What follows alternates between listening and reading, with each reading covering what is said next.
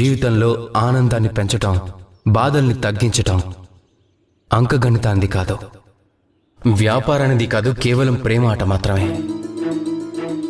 ఎప్పుడైనా ఎవరి తలపైనైనా చేపెట్టే వారికి ఆశీస్సులు మాత్రమే ఇవ్వండి. చెప్పాలంటే వారు ఎంత సంతోషిస్తారు అంటే వారు ఈ ప్రపంచాన్ని గెలిచినట్టు భావిస్తారు.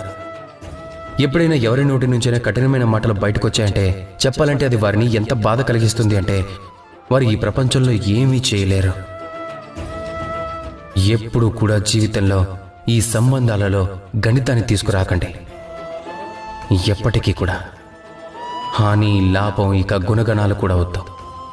గుర్తుపెట్టుకోండి, ఈ ప్రపంచంలో పరిష్కారం లేని సమీకరణ అంటూ ఏదీ లేదు.